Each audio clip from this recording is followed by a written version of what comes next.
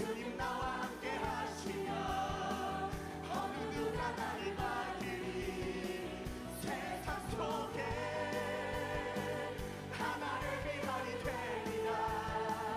나의 모습 낮추고 오직 주님만을 위해 몸을 들고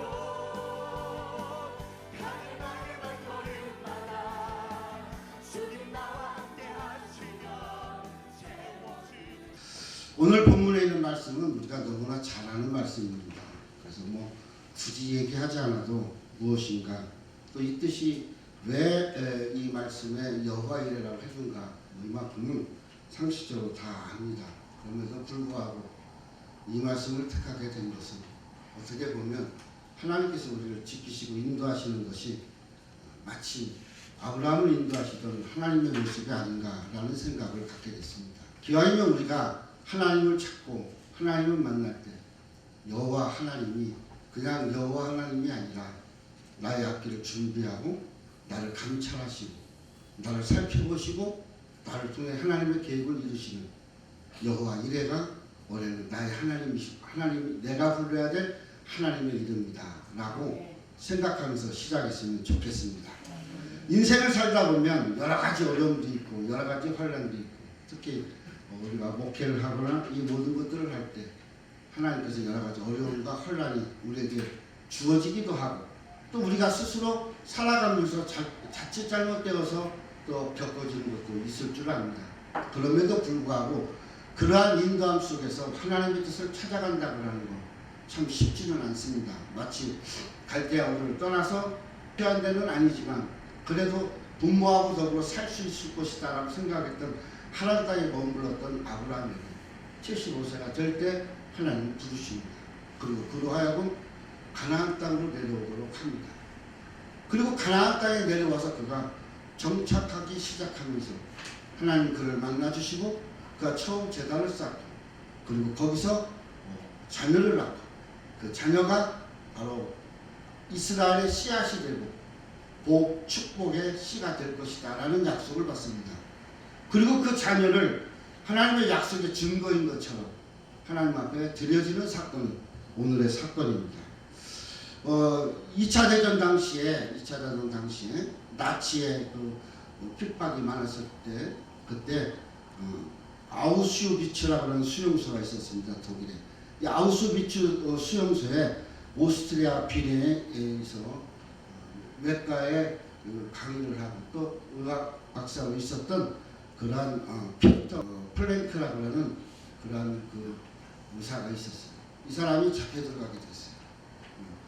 그래서 그가 잡혀 들어가면서 같이 유태인과 그도 유태인 출신이니까 같이 있으면서 고난을 겪고 환난을 겪게 됐어요.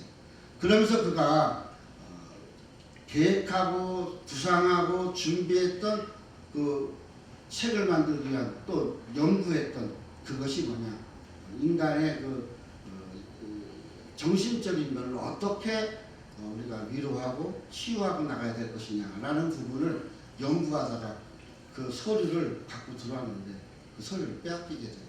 그리고 그에게는 누더기 같은 옷을 던져주게 됐어요. 누더기 이제 이 감옥 속에 있는 옷을 입고 있으면서 범인에 빠졌어요. 그리고 시리에 빠졌어요. 내가 하나님을 위해서 살았고 하나님을 위해서 이렇게 준비하고 또 사람들의 정신세계를 위해서 내가 준비했는데 이 연구가 아무것도 아니겠구나. 여기서 그냥 끝을 맺어야 된다.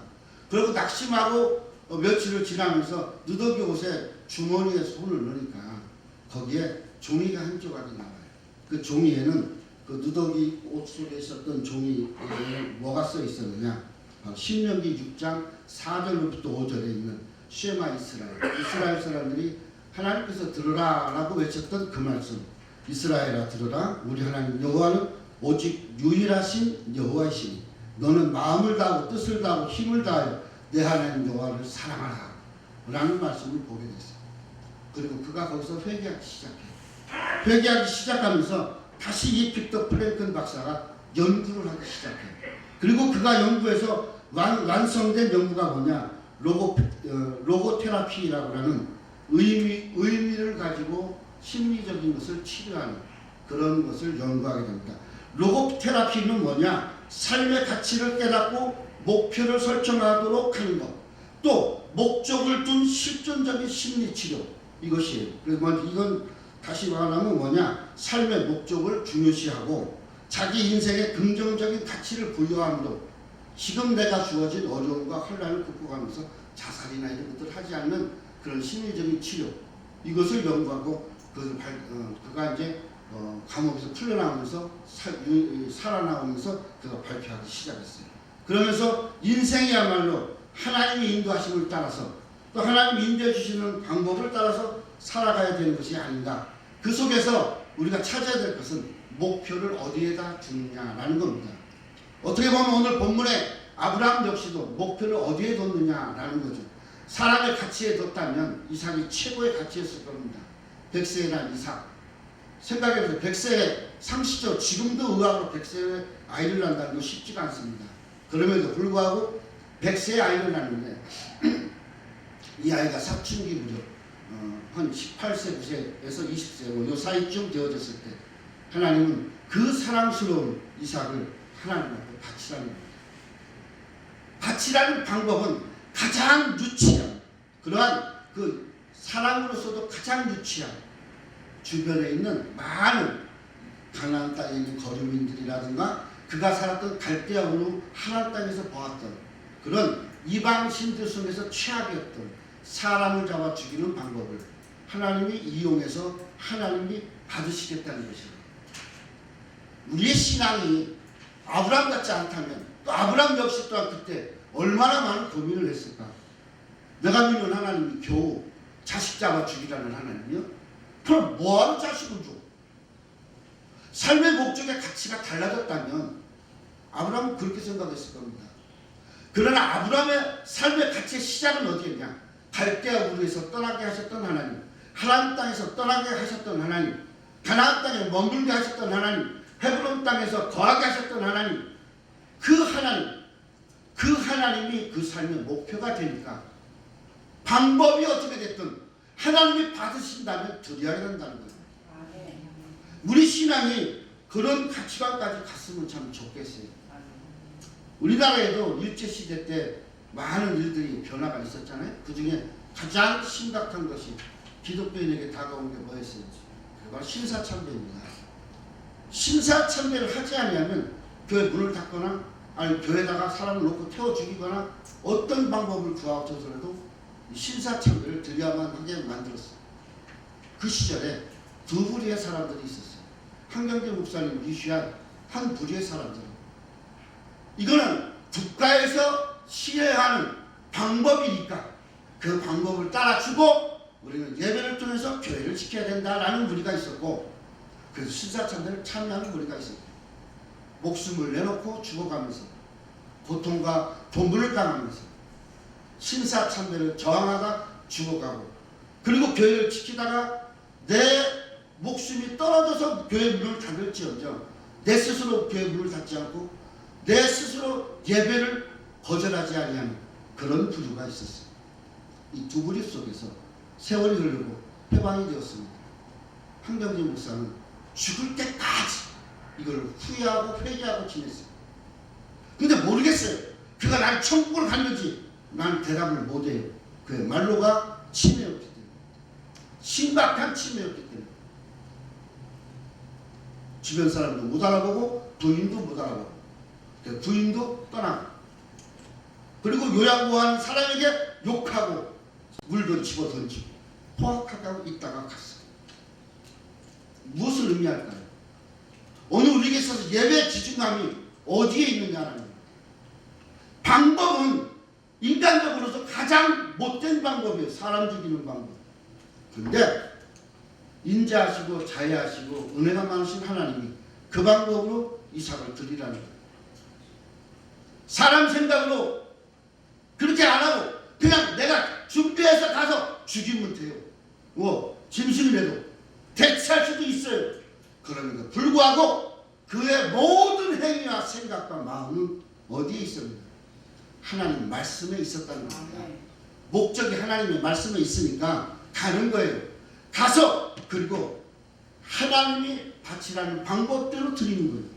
하나님은 이미 이래라는 말은 준비하셨다는 말이 아니에요. 히브리어로 보면 뭐예요? 감찰하셨다, 돌아보셨다라는 말이에요.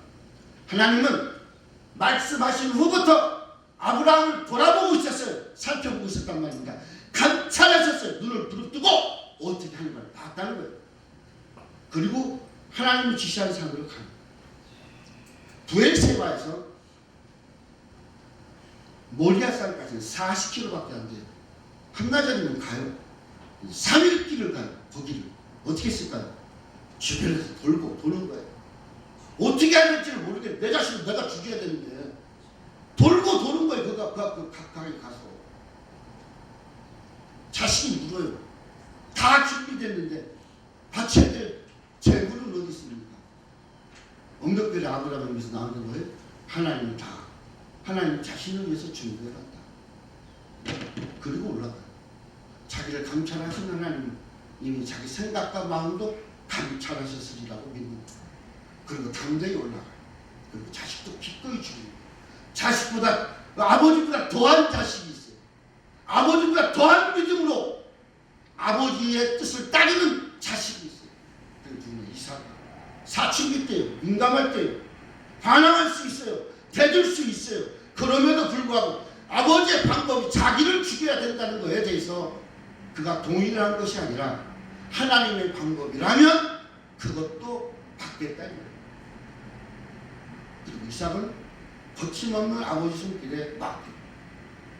하나님은 이미 그가 올라가기 전부터 이미 모리아산을 지정해서 놓았을 때부터 거기에 염소 하나를 묶어놓고 계셨어요. 그리고 그걸로 하나님은 받으셨다는 겁니다.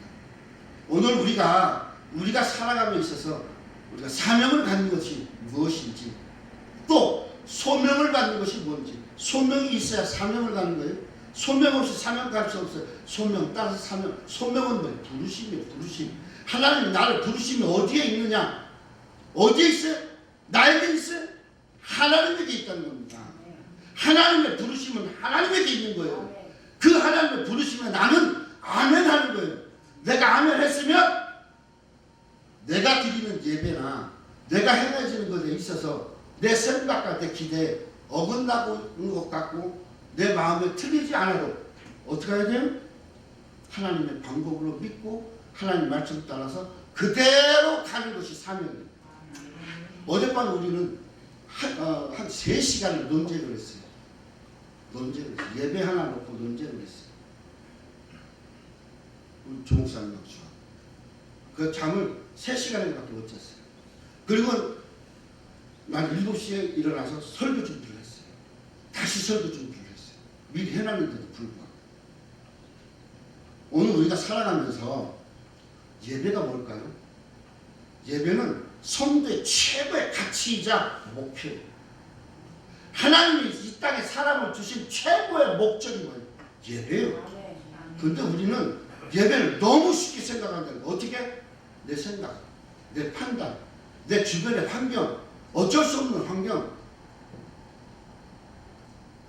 또 드려지는 예배 형태나 양식이 나 좋기 위해서 드리는 예배, 내 환경이 어쩔 수 없어서 묻혀가는 예배가 아닌가 생각을 해볼 수 있어요. 6.25 때도 목숨 걸고 지킨 것이 예배입니다. 주기철 목사님 아들은 공산당 치하에 있으면서 예배 지드리는 날 선거 투표한다는 거 반대하고 거부하다가 예배만 드리려고 하다 죽었어요. 어떤 사람은 예배 목숨을 걸어요. 진짜 목숨을 걸어요. 아버지보다 더 지독하게 목숨을 걸어서 가요.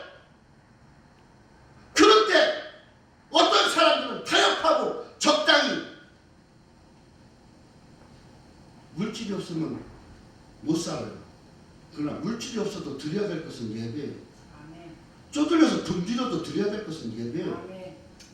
어떻게 예배가 달라질 수가 있어요? 환경에 따라서 달라져요? 또 예배가 어떻게 타협의 동기가 될 수 있어요? 사명도 그러면 타협해야겠네? 적당히? 대충? 어쩔 수 없어서? 마지못해서? 그럼 부르신 자는 뭐예요? 왜 부르셨겠어요? 왜? 하나님 부르실 때 각자를 부르셔요. 하나님 각자를 부르시면서 각자에게 소명을 주고 소명을 주셔서 사명으로 가도록 목표점을 줘요. 그러면 사명을 가진 사람은 자기 목적을 따라서 하나님이 기뻐하시는 방법으로 하나님 뜻을 따라 가야 돼요. 거기에 타협이 없어요. 있을 수가 없는 일이에요. 그런데 우리는 타협해. 뭐하고 타협해? 인본주의하고 타협해. 인본주의. 내 생각에는 지금 주변이 그렇고 환경도 그런데 어느 날 예배는 적당히 타협해도 되고 사회나 윤리적인 어떤 통제 속에서 이보다 더 심한 통제로 들어가면 예배 자체가 그럼 어떻게 할 거예요? 검사받아서 설교할 거예요? 생각을 해봐야 돼요. 우리에게 주어진 환경 속에서 우리는 어떻게 예배를 드리고 살 거냐라는 겁니다. 성경에 모리아산이 3번 나와요. 구약에. 첫 번째는 오늘 본문에 나오고 두 번째는 역대하 3장 1절에 솔로몬이 예루살렘 모리아산에다 여호와의 전을 건축하기 시작했다라고 나와요. 그 다음에 또 하나가 어디서 나오느냐? 바로 다윗이 인구조사하고 난 이후에 다윗이 인구조사를 하고 그리고 하나님이 역병을 벌여서 다 7만 명 가까이가 죽기 시작했어요. 그때 그가 하나님 앞에 회개하기 시작합니다. 하나님은 갓선지자를 통해서 여부수 사람 아라우라의 타작마당에 가서 번제를 드리라고 합니다. 다윗은 그곳에 가서 그 땅을 삽니다. 그리고 번제드릴 장작도 삽니다. 그리고 재물도 삽니다. 얼마가 들었느냐? 50세계. 그러면 약 4데나리온이요. 4데나리온이 50세계인데 오늘날 돈으로 하면 약 2천만 원을 들여서 예배 하나 드리기 위해서 2천만 원의 땅을 사고 드리고 한거 드리고 거기가 어디냐? 모리아산 근처라고 얘기합니다. 그러면 모리아산이 뭐예요? 예배. 하나님 예배를 위해서 부르신 장소예요. 그럼 여러분과 저의 모리아산은 어딜까요? 왜 하나님은 모리아산에서 드리라고 할까요? 허구많은 산들이 많은데 굳이 거기까지 와가지고 그 반산으로 올라가서 드리라고 할까요? 여러분 생각해봐야 돼요. 세상에 교회 많아요. 세상에 교회가 넘치는 게 교회예요. 아무 데나 가서 예배 드려요? 그럼 교회라고 하는 개념이 없어져야 돼요. 교회는 나와 하나님 관계 속에서 하나님 앞에 예수 그리스도로 구원 얻은 백성으로 고백되어진 자가 모임을 가진 그곳, 내가 시작한 그곳이에요. 거기가 사실은 나의 모리아산이 돼야 돼요. 그럼 나는 어떻게 해야 돼요? 그곳에서 예배 드려야 돼요. 그것을 하나님이 기뻐하신단 말이에요. 근데 우리는 예배에 순종과 이런 것들이 없어요. 헌신과 믿음이 없어요. 그리고 뭐가 있어요? 헌금하면 되지. 아니 그냥 힘들어 죽겠는데 가까이서 하면 되지. 굳이 빨리 뭐하러? 이런 개념이 되는 거예요. 우리가 뭐 그 교회 가고 크니까 당연히 그렇게 해도 되겠지. 우리는 작은데 그런 개념을 갖지 말고 교회의 중요함은 마치 몸에 손가락이 중요하고 발가락이 중요한 거랑 똑같은 거예요. 발가락이 있으면 손가락이 있고 머리카락도 있어요. 발가락이 생각할 때 머리카락은 우스운 거예요. 머리카락이 볼 때 발가락은 우스운 거예요. 그러나 몸에 붙어있지 아니하면 아무것도 아니에요. 몸에 붙어야 돼요. 그게 몸인 거예요. 그리스도의 몸된 교회. 그리스도가 몸이면서 유기적인 체계에서 각각의 위치 속에서 그 위치 속에서 각각의 세포로서 감당해야 되면서 감당해 나가면서 발가락은 발가락으로서 머리카락은 머리카락으로서의 하나님의 뜻을 이루어야 된다는 거예요. 오늘 우리 이 작은 산, 어떻게 보면 높지도 않은 산에 바위산에 드려지고 있는 또 드리고 있는 이 아버지하고 아들의 모습을 한번 생각해 보세요. 하나님 죽이려고 그러고 하나님 죽이라고 그러고 이게 부자간의 모습이겠어요? 왜 하나님은 그렇게 했을까? 우리 한번 조용히 생각을 해봐야 돼요. 하나님 왜 그랬을까? 위기를 기회로 갖고 시험도 극복할 수 있는 신앙이 되라는 거예요. 시험에는 결과가 있어요. 이미 결과 있는 시험지를 우리에게 주는 거예요. 근데 우리는 시험 갖고 아둥바둥하지 결과를 생각 안 하려고 해요.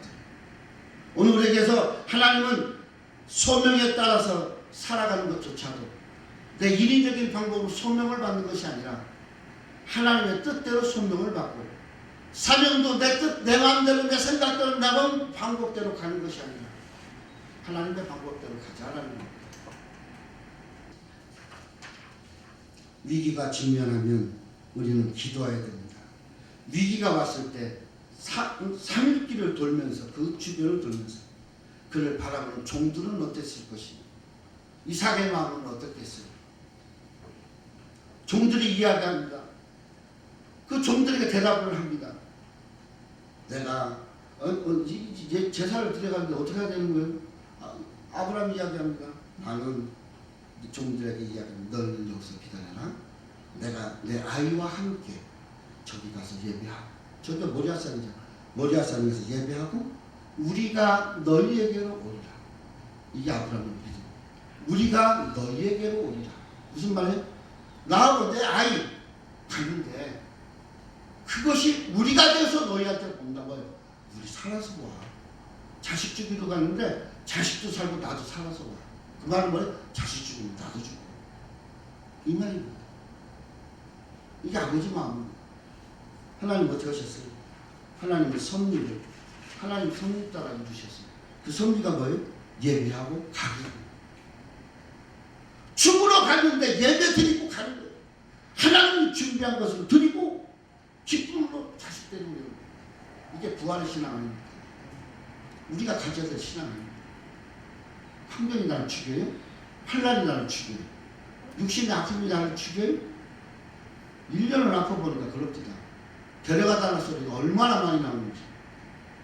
나는 어젯밤도 수십 번 데려가달라고 그랬어요. 그러니까 하나님 하시는 말씀은 그 말씀이에요. 나 너 안 데리고 가. 나 너 안 데리고 가. 네가 데려갈 준비가 돼야 내가 데려가지. 그럼 내가 준비할 건 뭐예요? 이삭처럼 아브라함처럼 예배를 귀하게 여기고 하나님 말씀 따라 행동하는 모습인 거죠. 이제 말씀을 마치려고 합니다. 서기 1865년 4월 9일 미국에서 남북전쟁이 마무리될 때입니다. 아브라함 링컨이 전쟁을 끝내고 닷새 4월 14일 날 링컨 부부가 워싱턴 시내에 있는 포드 극장에서 연극을 보고 나가 연극을 보다가 총에 맞아 죽습니다. 그리고 열흘 후에 장례가 치러지고 그리고 워싱턴 볼티모어 역으로 해서 이제 이 장례차가 지나가겠죠. 그리고 백악관 앞에 잠깐 머물게 됐어요. 그때 흑인 신사 하나가 아이를 데리고 와서 이야기합니다. 너는 저분을 똑똑히 기억해라. 저분의 죽음이 우리를 살렸다. 그게 독립입니다. 저분의 죽음으로 우리가 자유를 가졌고 저분으로 말미암아 우리가 산다. 그게 에브라임 링컨의 삶이었어요. 오늘 우리는 우리를 향해서 말씀하시는 주님을 어떻게 생각합니까? 자식을 살려주시는 그 하나님 앞에서 아브라함은 어떤 심정이 있었어요? 저분은 너를 살렸다. 그래 너도 예배하는 자가 되라. 그렇게 얘기 안 하고 있어요? 십자가에 죽으시고 부활하신 주님 잘 기억하세요. 그리고 잘 믿으세요. 그분이 여러분을 살린 것이고 그분이 예배를 받으시겠다는 것이고 그분을 통해서 예배를 드리는데 신령과 진정으로 드리라는 거예요. 그럼 오늘 우리가 여호와 이름은 준비된 것에 이미 준비되고 있어요. 그런데 그것을 하나님 앞에 드리는 것을 감찰하고 살펴보고 그리고 두려운 마음으로 드리라고 하는 거예요. 그게 여호와 이름이에요. 오늘 이 예배가 그렇게 드려지는 예배가 되고 그렇게 하나님 앞에 감찰하는 갈렙처럼 갈렙도 역시 아브라함과 마찬가지잖아요. 헤브론 땅 주겠다고 약속받은 지 45년이 지났어요. 생각해보세요. 85세에 죽어야 돼. 그런데 그는 85세 소망의 사람이었어요. 저 땅, 내 땅, 내 개인 땅, 우리 가족의 땅, 그 땅 주세요. 어디 출신이에요? 갈렙이 어디 출신이에요? 원래 잡족 출신이에요. 여부수는 잡족이에요. 그런데 그가 어디로 들어왔어요? 유다 지파로 들어왔어요. 유다 지파에 들어와서 갈렙, 유다의 수장이 됐어요. 그리고 모든 정복 전쟁에는 선봉장이 됐어요. 그가 45년 전에 가나안 땅 밟으면서 어디로 갔겠어요? 헤브론 땅 간 거예요. 뭐 봤어요? 위로는 이삭이 드려진 모리아산을 가. 헤브론 땅 중심 위로는 바로 모리아산. 옆으로는 막벨라굴이. 조금 밑으로 내려가면 베들레헴. 그는 거기서 세 가지 소망을 봅니다. 왜 아브라함이 하나님, 이삭이 하나님, 야곱이 하나님입니까? 그들은 어디에 있는가? 그들의 거점이 어디에 있는가? 왜 여기를 내가 가져야 되는가? 거기서 그가 그렇게 얘기하지 않았을까요? 하나님이 너는 그분을 봐라. 그분은 베들레헴에 오는데 너희들의 죄를 씻기 위해서 오실 분인데 네가 그 땅을 가지고 있어야 그분이 온다. 오늘 우리는 그런 신앙으로 우리 아름다운 우리 총회 신앙으로 그런 마음 섬기고 사랑하는 하나님의 일을 감당하시기를 간절히 축원합니다.